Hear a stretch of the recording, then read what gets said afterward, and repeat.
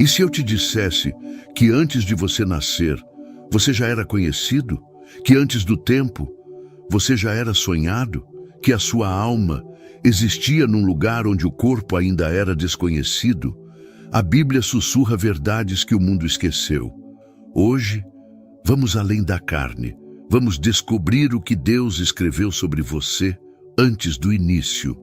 No princípio, não havia luz, nem tempo, nem universo. O espaço ainda não respirava, a matéria não existia, e o silêncio não era apenas ausência de som, era o único som que existia. Mas naquele abismo anterior à criação, onde nenhuma estrela brilhava, já pulsava o pensamento de um Deus eterno. Um pensamento que não era ideia vaga, mas vontade viva, detalhada, amorosa. Nesse invisível, insondável e impalpável lugar onde os séculos ainda não haviam sido contados, ali já estava você. Ou melhor, a sua alma. A Bíblia não começa com a criação da luz, mas com uma declaração do eterno. No princípio, Deus criou os céus e a terra. Antes que qualquer átomo fosse formado, havia uma mente infinita que decidiu que você faria parte de um plano imensurável. Esse princípio, narrado em Gênesis capítulo 1, versículo 1, não é o começo de tudo. É apenas o começo do visível. Porque antes do visível havia o imaterial. E nesse lugar onde só o Espírito habitava, sua existência já estava presente na consciência divina. É aqui que entra uma das verdades mais subestimadas da fé. O seu nascimento não foi o início da sua história. A sua alma não é um acidente biológico, nem um lampejo surgido no ventre. Ela é uma manifestação de algo muito mais antigo. Em Efésios capítulo 1, versículo 4, o apóstolo Paulo declara que Deus nos escolheu antes da fundação do mundo. Antes da poeira cósmica, antes do tempo ser tempo, sua alma já era vista, separada, pensada, não como um número entre bilhões, mas como uma identidade que participaria da grande narrativa da eternidade. A criação visível ainda não havia sido pronunciada, mas Deus já caminhava entre as linhas de futuros possíveis. Sua alma era um desses caminhos, um traço do seu querer eterno. Isso significa que você não começou no nascimento. Você foi desejado antes da fundação do cosmos. Imagine por um momento o que isso quer dizer. Antes que as montanhas existissem, antes que a luz rompesse o caos, sua existência já ressoava na eternidade. Ao contrário do que muitos imaginam, Deus não começou a agir com a criação do mundo. Ele sempre foi. Ele não teve um início, e por isso tudo o que ele deseja também nasce fora do tempo. A alma, sendo parte daquilo que ele sopra, não pertence ao tempo como o corpo. Ela carrega uma marca que não pode ser explicada pela biologia ou pela herança genética. Sua origem está ligada à essência divina, e sua história começa antes do tempo, onde não há anos, mas apenas presença. Tudo que conhecemos como real ainda não existia, mas a sua alma já estava entre as intenções eternas do Criador. Ela não era formada ainda, mas era sabida. Ela não estava ativa, mas era conhecida. Essa percepção transforma a maneira como compreendemos a existência. Não somos frutos do acaso, nem de um alinhamento genético. Somos frutos de uma escolha anterior ao mundo, um plano oculto que antecede os olhos humanos. E não se trata apenas de uma afirmação teológica. É uma realidade sustentada pela lógica da eternidade. Deus não improvisa, ele não cria por impulsos, nem constrói em cima do caos. Quando ele declarou haja luz, ele já havia definido o porquê da luz existir. Ele sabia quem caminharia sob ela. Ele sabia o que seria feito com cada dia e noite. E ele sabia também que entre os bilhões de seres humanos, você carregaria uma alma que viria daquilo que é eterno. Essa consciência muda tudo, porque quando você entende que foi sonhado antes do tempo, passa a compreender que a sua vida tem um peso que vai além do aqui e agora. Você não está nesta geração por acaso. O momento do seu nascimento, a família que teve, a geração em que vive, tudo já estava incluso no sonho original de Deus. Por isso, sua alma carrega algo que o mundo não pode dar, uma inquietação, uma busca, um chamado que não cessa, porque aquilo que foi sonhado no eterno nunca se adapta totalmente ao temporal. Sua alma veio de onde o tempo não alcança, e por isso ela vive buscando o que não se vê, como se carregasse uma lembrança silenciosa do lugar onde foi desejada. A história da sua existência começa antes de qualquer calendário. E isso não é poesia. É uma verdade que ecoa desde os primeiros versículos da Escritura. Antes de Gênesis capítulo 1, já havia o antes de Efésios capítulo 1. O início do mundo não é o início da vida. E o início da vida não é o início da alma. A criação não começa com a luz. Começa com o amor. Um amor que não tem data nem fim. A alma humana é reflexo desse amor. E por isso ela não nasce, ela é liberada. Não é criada em pânico, mas liberada com propósito. A criação visível é apenas o cenário. A história verdadeira começa no invisível. O Criador, em sua sabedoria infinita, escreveu nomes antes de escrever estrelas. E entre esses nomes estava o seu. Não como rascunho, mas como design. Não como tentativa, mas como certeza. Você foi sonhado antes da fundação do mundo. E nesse sonho estava contido cada traço do seu ser, suas dores, suas virtudes, suas escolhas. Não como destino imutável, mas como possibilidade sagrada. Há quem diga que a alma é um sopro. Mas antes de ser sopro, ela foi ideia. Antes de ser lançada no ventre, foi contemplada nos céus. E nesse contemplar, Deus viu cada detalhe do que você poderia se tornar. Ele viu sua queda e sua redenção, sua dúvida e sua fé. E mesmo assim, escolheu escrever você. E é por isso que você existe. E por mais que hoje não consiga compreender todos os porquês da sua jornada, existe uma certeza que precisa ser abraçada. Você não foi inventado, você foi lembrado. O mundo só descobriu você no seu nascimento, mas Deus já o conhecia quando ainda não havia mundo. E se Ele já sabia de você antes da matéria existir, o que mais Ele sabia? Qual era o plano completo? Qual era o desenho original? O que Ele havia escrito sobre você? A alma como parte de um design celestial. Antes que o mundo conhecesse sua voz, Deus já havia escrito cada uma de suas palavras. Antes que seus olhos se abrissem para a luz do dia, Ele já havia traçado todos os caminhos pelos quais seus pés passariam. Essa não é apenas uma imagem poética, é uma revelação profunda, silenciosa e transformadora, descrita com precisão nas Escrituras. No Salmo 139, versículo 16, o salmista declara: Os teus olhos viram o meu corpo ainda informe, e no teu livro todas estas coisas foram escritas, as quais em continuação foram formadas, quando nem ainda uma delas havia.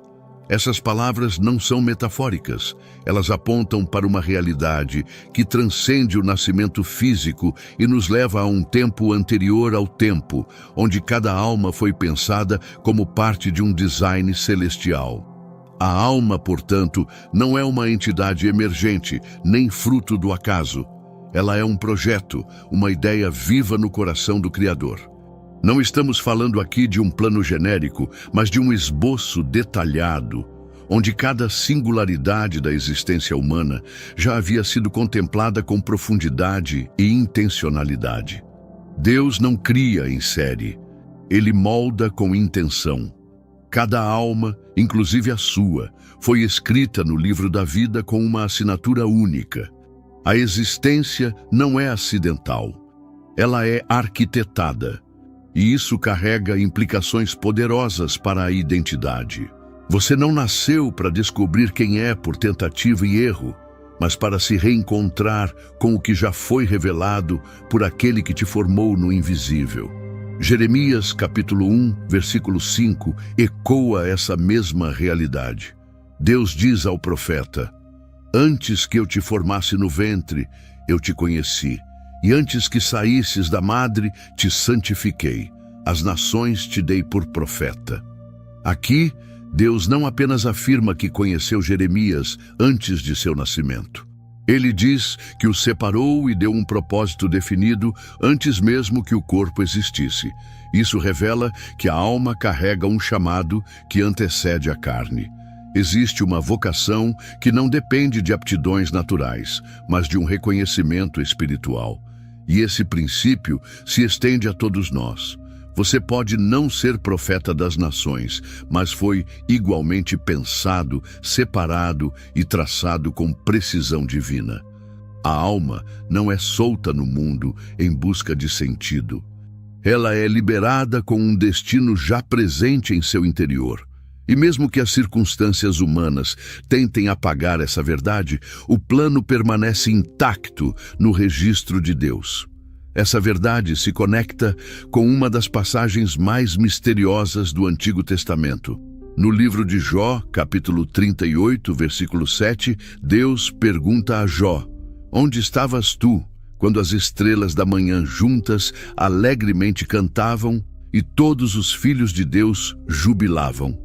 Essa referência aos filhos de Deus sugere uma assembleia espiritual, presente antes da criação da terra. Ainda que o texto seja envolto em simbolismo, ele aponta para a possibilidade de existências reconhecíveis por Deus antes da fundação do mundo visível. A alma, nesse contexto, pode ser compreendida como parte de uma realidade espiritual anterior ao corpo, um espírito conhecido e inserido em um plano maior. Se tudo isso for verdade, e a Bíblia afirma que é, então, cada detalhe da sua alma não é improvisado. As inclinações do seu coração, os dons que você carrega, a sensibilidade com que percebe o mundo, as dores que marcam sua trajetória, nada disso é acidente. Fazem parte de um projeto escrito com sabedoria eterna. Você carrega dentro de si uma configuração espiritual única que reflete o Criador.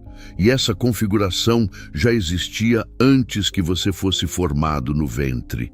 Mas, se sua alma foi escrita, pensada e conhecida, o que isso diz sobre o valor que ela tem? Em um mundo que mede valor por performance, aparência ou utilidade, a ideia de que você foi desejado por Deus antes de existir é radical. Isso significa que o seu valor não depende do que você faz, mas do fato de você ter sido intencionalmente sonhado. Você não precisa conquistar valor, ele já foi dado e não pode ser retirado. Essa visão resgata a dignidade da alma humana. Ela nos impede de tratá-la como um subproduto do cérebro, como um acidente da evolução ou uma invenção do pensamento religioso. A alma é o núcleo da identidade eterna. Ela é anterior ao corpo, superior ao tempo e mais real que tudo que os olhos podem ver. A partir disso, entendemos que a vida espiritual não começa quando se aceita Deus. Ela começa quando a alma é reconhecida como criação dele. O relacionamento com o Criador é, na verdade, um reencontro. Um retorno a algo que já existia, mas foi esquecido. Não é algo novo, é algo reencontrado. A alma não aprende Deus, ela lembra. Por isso há um clamor interno que muitos não sabem nomear. Uma sede por propósito, por pertencimento, por direção. Esse clamor é da alma tentando recordar o que já sabia antes de nascer. A oração, a busca espiritual, os anseios por eternidade, tudo isso é a alma tentando voltar ao ponto onde ela foi escrita. E mesmo quando a mente duvida, a alma insiste. Porque ela reconhece a caligrafia do Criador em sua própria essência. Mas, se cada alma foi pensada com esse cuidado, por que tantas vivem como se estivessem perdidas? A resposta está no esquecimento. No próximo passo da jornada, é necessário entender o que ocorreu entre o momento em que a alma foi escrita e o momento em que ela se manifestou no tempo.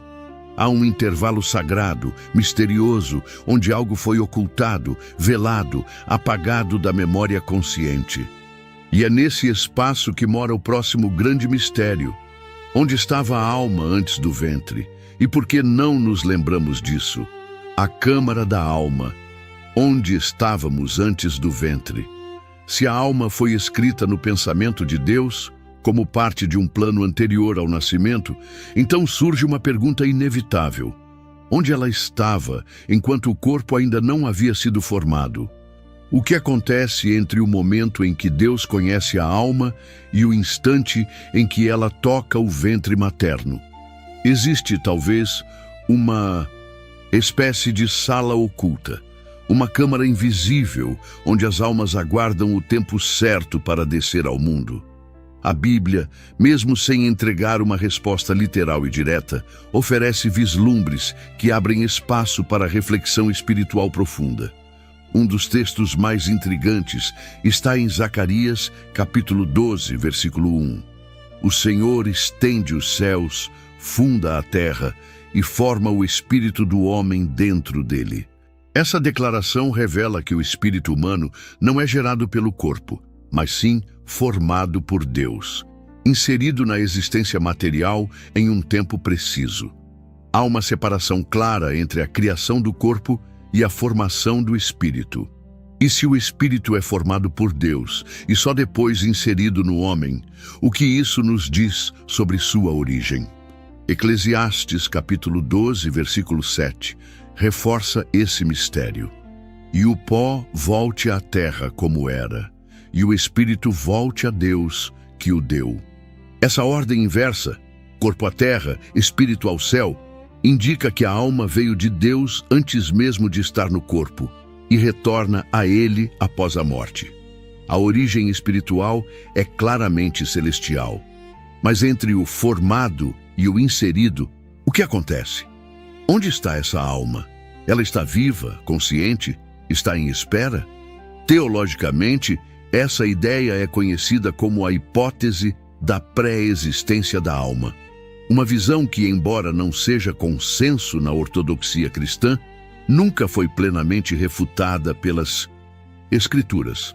Ao contrário, diversos trechos sugerem, ainda que de forma velada, que as almas possam existir em um estado anterior à experiência terrena, em algum nível de consciência espiritual. Não como seres encarnados, mas como entidades aguardando um chamado. Não se trata de reencarnação, nem de romantismo espiritual. É uma contemplação respeitosa da lógica eterna de Deus. Se Ele conhece a alma antes da formação do corpo, se Ele escreve os dias antes que existam, e se Ele envia o Espírito ao homem, então existe uma realidade anterior ao ventre. E essa realidade, ainda que misteriosa, carrega uma função clara: preparar, guardar e enviar. Em algumas tradições judaicas antigas, havia o conceito da Guf, uma espécie de depósito celestial onde as almas aguardavam até serem liberadas para o nascimento. Não se trata de uma doutrina bíblica explícita, mas de uma forma simbólica de expressar a espera espiritual. O que importa não é a imagem literal, mas o que ela revela: uma compreensão ancestral de que a alma não nasce com o corpo, mas é enviada. Isso nos leva à imagem da câmara da alma, um lugar oculto, intocável, onde a eternidade repousa em silêncio até o tempo certo. Um espaço espiritual onde não há matéria, mas há propósito. Não há biologia, mas há destino. É ali que o espírito permanece até o dia determinado. A alma não surge no momento da concepção. Ela é direcionada, enviada, como uma flecha lançada de um arco eterno. É como se Deus segurasse cada alma em suas mãos até o momento exato. E quando a história na terra estivesse pronta para recebê-la, Ele a liberasse com amor e intenção ao ventre da mulher. E o mais fascinante é que essa espera não é vazia. Ela é parte do processo, parte do mistério. parte da formação espiritual que precede a existência material. Muitos que caminham pela vida sentem uma saudade inexplicável, um vazio que nem sempre é suprido por amor humano, por conquistas ou por respostas. Alguns chamam isso de anseio espiritual, outros de crise existencial. Mas talvez seja mais do que isso. Talvez seja a memória inconsciente de uma eternidade perdida. Um eco daquela câmara, daquele tempo anterior onde a alma existia em pureza, aguardando o chamado do tempo. E isso explica também por que a alma humana não se satisfaz com o finito. Porque há dentro de nós uma busca por algo que ultrapasse os limites do corpo, da lógica e da matéria. Não é apenas desejo de transcendência, é lembrança silenciosa. A alma tem sede do que ela já conheceu, sede da fonte de onde veio, e por isso ela se inquieta. O salmista escreveu: "Os abismos clamam aos abismos." Uma expressão enigmática que pode muito bem se referir a esse chamado interior que ultrapassa o entendimento humano. A alma, mesmo sem consciência plena, chama por aquilo que ela já foi. E esse chamado, ainda que abafado pelo corpo, continua ecoando nos corações mais sensíveis, nos silêncios mais profundos, nas noites em que nada mais preenche. Mas se a alma estava em espera, como e quando ela desce ao mundo? Qual é o instante exato em que esse ser espiritual se conecta à carne? Existe um momento sagrado, invisível, onde o céu toca o ventre da terra? Há um instante em que o invisível se torna palpável e o eterno se veste de tempo? A resposta pode estar mais próxima do que imaginamos. O momento em que a alma deixa sua câmara e se une ao corpo está diretamente ligado a um gesto divino que marcou o início da própria humanidade. Um gesto silencioso, mas carregado de poder, o sopro de Deus. Porque não é apenas o corpo que define a vida, é o fôlego, é a alma soprada. E é justamente nesse sopro que a próxima chave se revela. Porque não lembramos do que existiu antes. Existe um mistério que acompanha silenciosamente todos os nascimentos, a ausência de memória. Alma que antes existia na mente de Deus, que foi escrita com detalhes no livro da vida, que pode ter habitado uma câmara espiritual de espera, desce ao mundo sem lembrança do que veio antes. Ao tocar o tempo, a alma esquece da eternidade. Ao se unir ao corpo, perde as referências do lugar de onde veio. E isso não acontece por falha ou descuido. A ausência de lembrança faz parte do plano. Muitos já sentiram em algum momento da vida a sensação de que pertencem a outro lugar. Um sutil estranhamento com o mundo, como se algo estivesse faltando. É uma nostalgia espiritual que não encontra nome. Um sentimento de deslocamento que não se explica com psicologia nem com biologia. A alma carrega um eco, e esse eco, mesmo sem memória plena, denuncia que já estivemos ligados ao eterno. Eclesiastes capítulo 3, versículo 11 diz: Deus fez tudo formoso no seu tempo, também pôs a eternidade no coração do homem, sem que este possa descobrir a obra que Deus fez desde o princípio até o fim. Essa declaração é poderosa e delicada. A eternidade foi colocada dentro de nós, não ao redor, mas dentro. Somos portadores de uma impressão eterna. Carregamos dentro do coração humano algo que transcende o tempo, a lógica, a ciência. Mas ao mesmo tempo, não conseguimos compreender tudo. A eternidade nos habita, mas o entendimento nos escapa.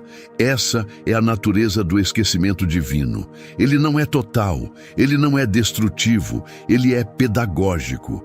O véu que cobre as lembranças eternas não é uma punição, é uma preparação. O Criador não apagou as memórias por descuido, mas por amor. Se lembrássemos plenamente de onde viemos, viveríamos aqui com desinteresse, ansiedade ou até desespero. O mundo terreno seria suportado apenas com angústia, como se estivéssemos exilados. Por isso, Deus nos permite sentir a eternidade, mas não nos permite decifrá-la completamente. O esquecimento é a moldura da fé, é a ausência de lembrança que gera a necessidade da busca. E é na busca que o relacionamento com Deus se constrói.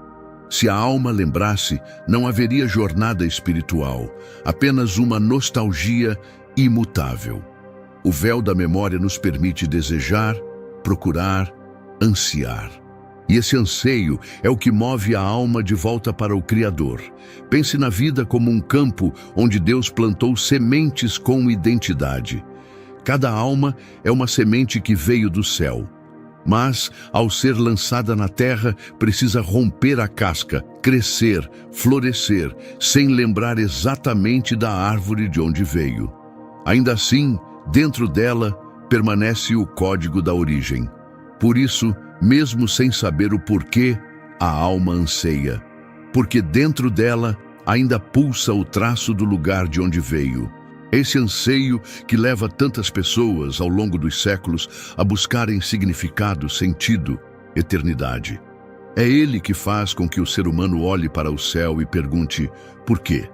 É esse mesmo anseio que move peregrinações, orações, lágrimas silenciosas e até revoltas existenciais. O que nos inquieta não é apenas o sofrimento do mundo, é a ausência de uma memória que sabemos que já tivemos, mesmo sem saber como. O profeta Isaías, no capítulo 46, versículo 10, revela um traço da natureza divina que nos ajuda a entender esse processo. Eu sou Deus, e desde o princípio anuncio o que há de acontecer, e desde a antiguidade as coisas que ainda não sucederam. Deus opera no tempo com conhecimento absoluto do início, do meio e do fim. Mas Ele escolhe nos inserir no tempo com limitação. Ele vê a linha inteira, mas nos permite caminhar por ela passo a passo. E isso só é possível porque esquecemos. A fé, portanto, só é verdadeira se for vivida na ausência da lembrança. Crer é caminhar em direção ao que a alma sente, mesmo que a mente não compreenda. A fé é o movimento da alma que reconhece uma verdade interior, mesmo sem provas externas. Ela é a resposta espiritual ao que foi esquecido, mas nunca perdido. E essa verdade muda a maneira como olhamos para o sofrimento, para a dúvida e até para o vazio interior. O que parece ausência pode, na verdade, ser presença velada. O que parece silêncio pode ser preparação. A alma que sente falta do céu não está errada. Ela apenas está debaixo do véu. E esse véu será retirado um dia. Mas até lá, precisamos andar sem ver. Precisamos caminhar guiados não pela memória, mas pelo chamado. Esse chamado é constante. Ele se manifesta nos detalhes, em momentos de beleza que nos emocionam sem explicação, em instantes de oração em que sentimos algo que as palavras não alcançam, em sonhos, canções, lágrimas e silêncios.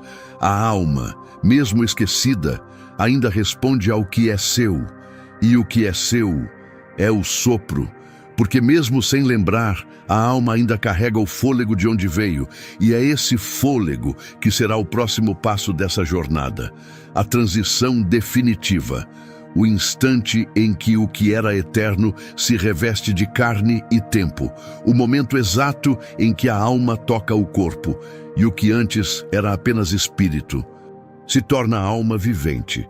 Quando a alma toca o corpo, o mistério do primeiro sopro. Antes de continuarmos, se este conteúdo tem abençoado sua vida, curta, comente e compartilhe.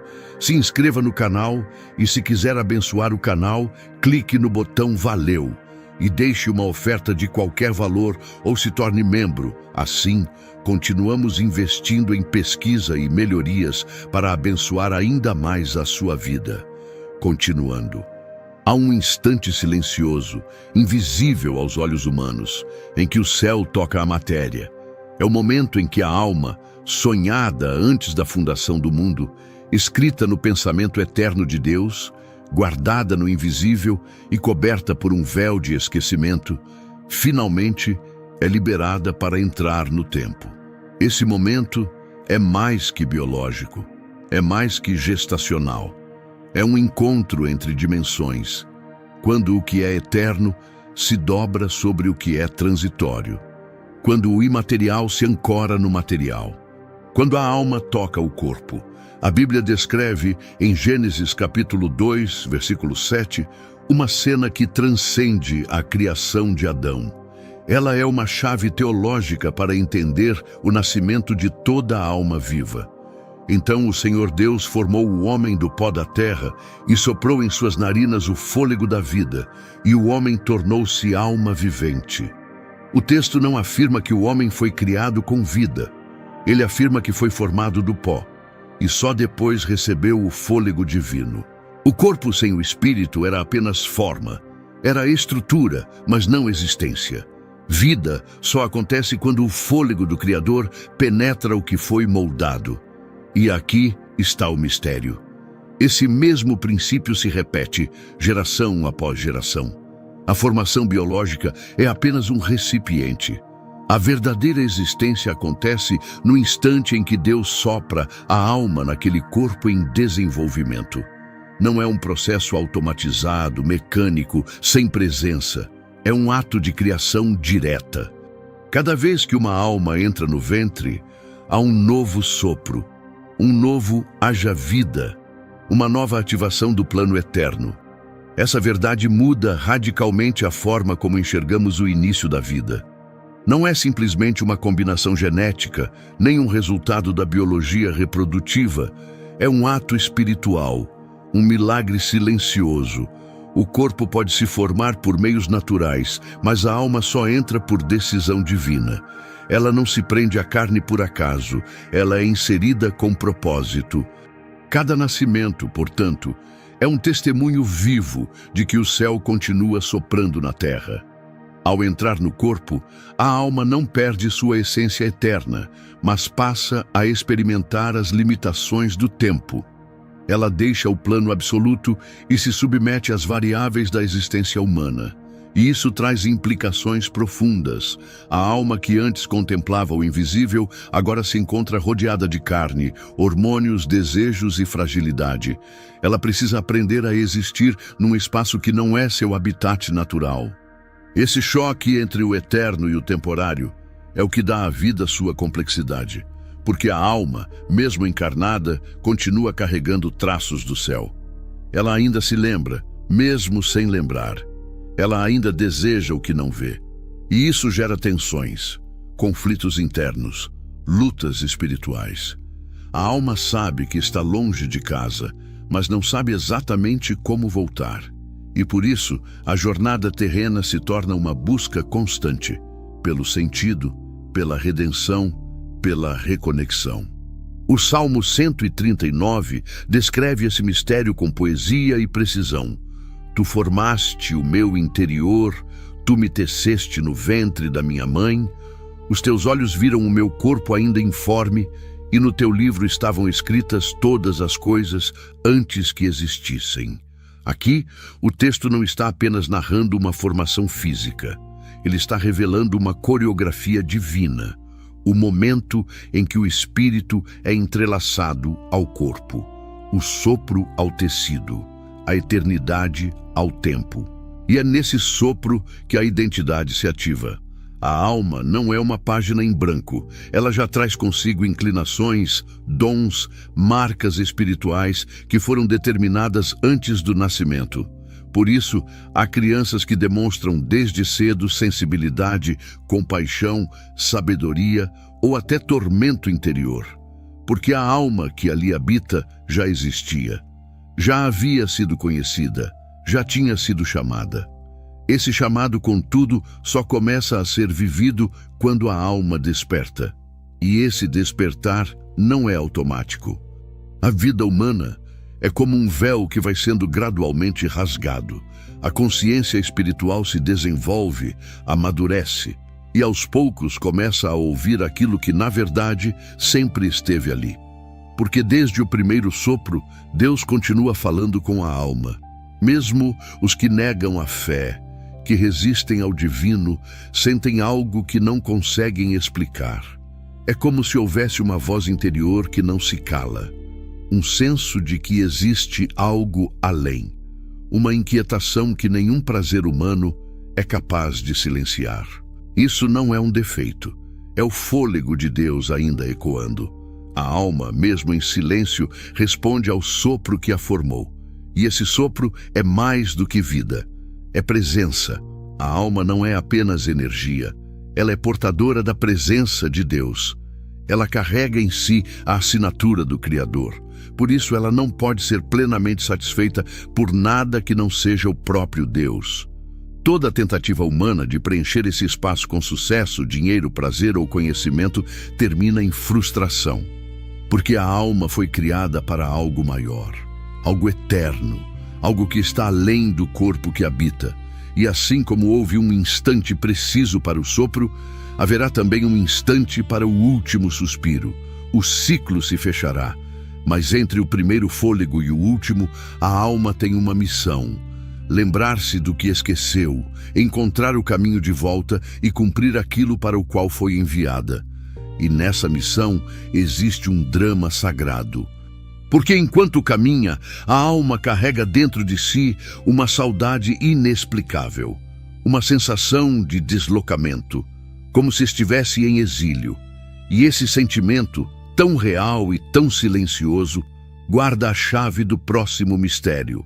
Porque se a alma foi soprada do alto, por que ela vive com essa sede insaciável? O que é essa fome interior que nunca cessa? O que exatamente estamos tentando lembrar? Por que nossa alma anseia pelo céu? Há um vazio que acompanha silenciosamente a alma humana desde o seu primeiro sopro, um espaço interior que não pode ser preenchido com posses, pessoas ou experiências. Um anseio profundo, inexplicável, quase doloroso, como uma saudade que não sabemos nomear. A alma, desde que toca o corpo, vive em busca de algo que parece ter perdido, uma procura que não termina, mesmo nos momentos de alegria. E esse anseio, por mais incômodo que seja, é sagrado, porque ele revela que a alma carrega uma memória, mesmo sem lembrança. Ela deseja retornar ao lugar de onde veio, mesmo sem saber descrever esse lugar. No Salmo 42, versículo 1, o salmista expressa essa sensação com clareza.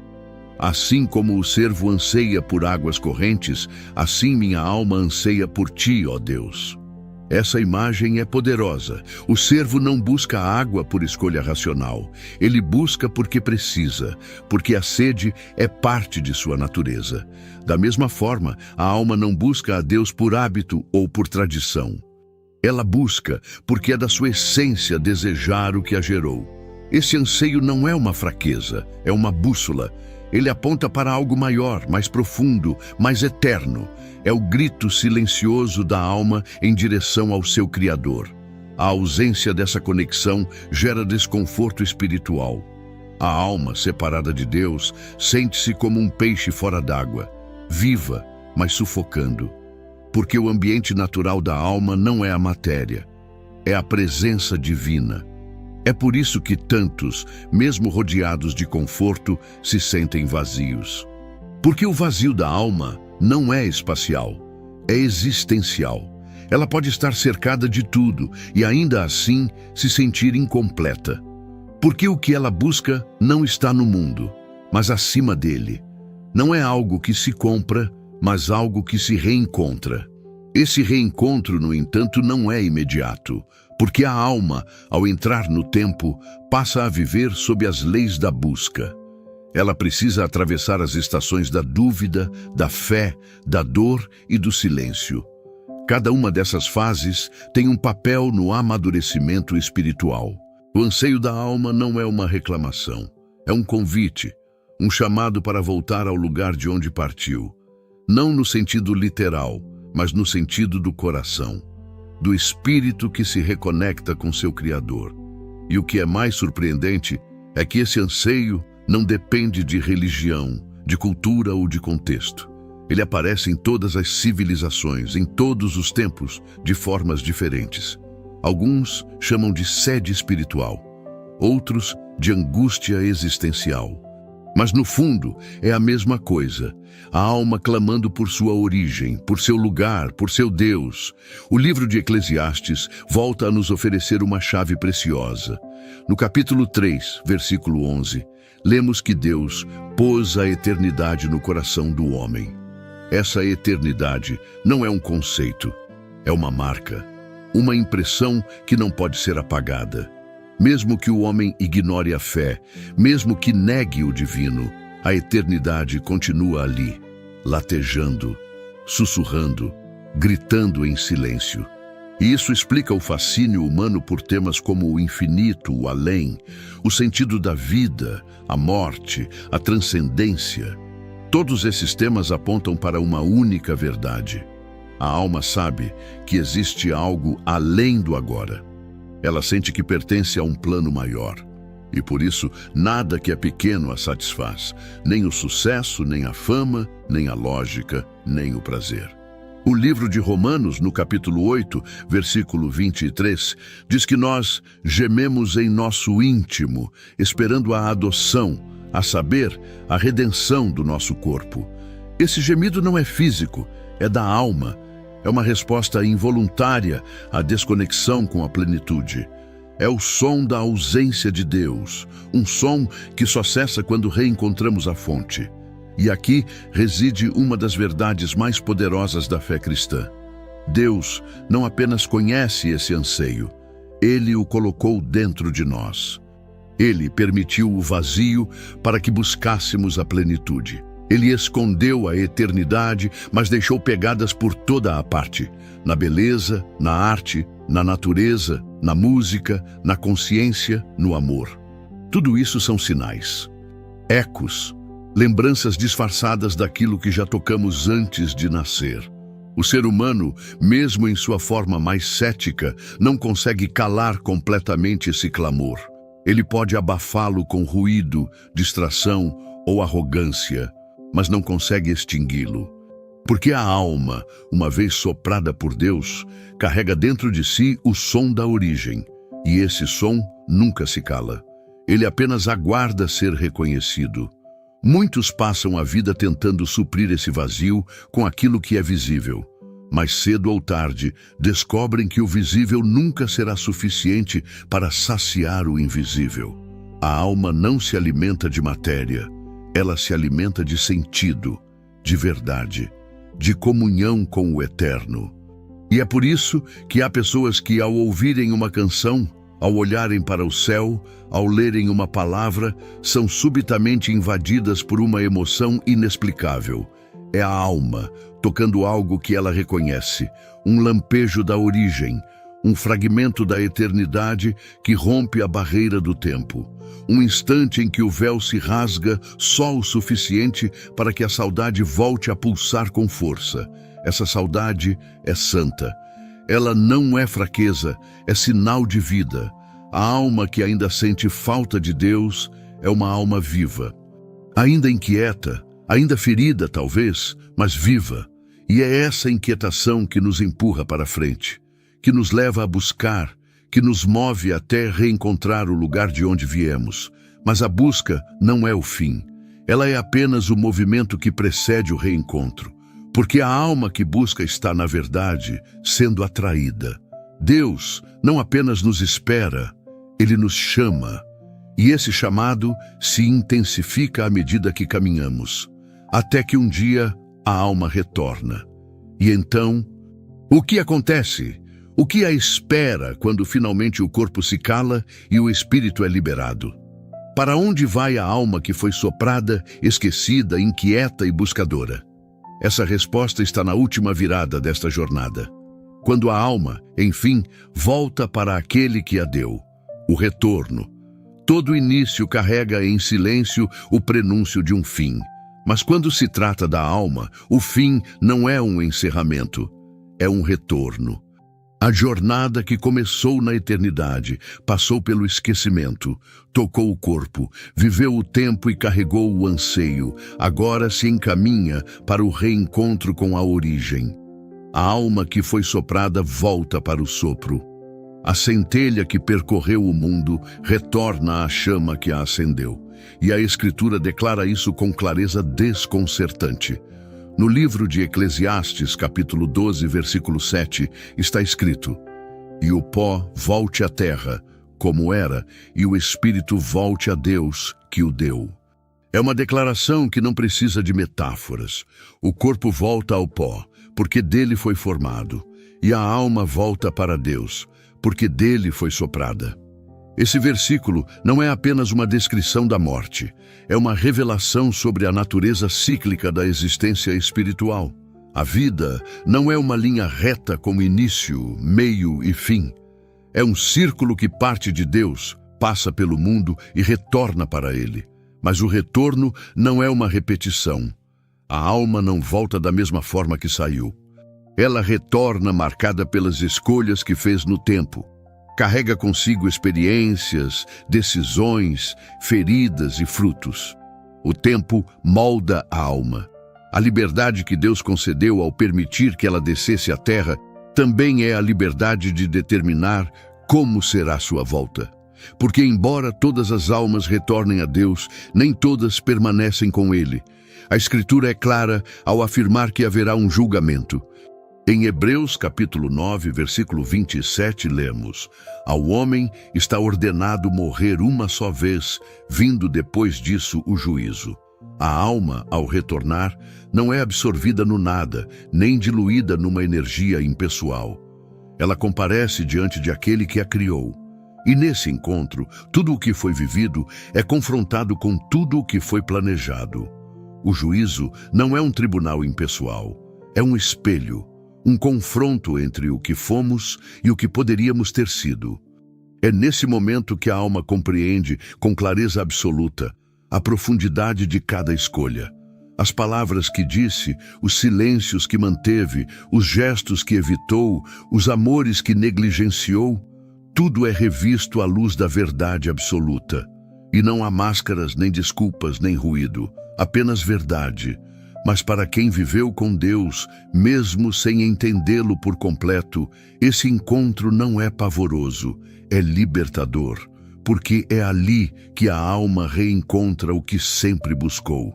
É ali que a saudade termina. O anseio se cala, o vazio se preenche, o silêncio interior se transforma em canção. A alma volta para os braços que a sonharam, para os olhos que a contemplaram antes da criação, para o coração que nunca deixou de chamá-la. Jesus, ao falar sobre o fim, usava constantemente a imagem do retorno. A parábola do filho pródigo é, na verdade, uma metáfora escancarada sobre esse movimento espiritual. A alma que decide se afastar, se perder, experimentar o mundo e, no fim, decide voltar. E quando volta, não encontra condenação imediata, mas um pai que corre em sua direção, que a recebe, que a restaura, que a veste com honra. Esse é o retrato do retorno da alma para Deus. Não como alguém derrotado, mas como alguém reencontrado. É claro que o juízo existe, mas ele não é o fim da história. Para aqueles que caminharam com fé, mesmo que tropeçando, o juízo é seguido de abraço, de acolhimento, de pertencimento, porque a salvação não é conquista, é reconciliação.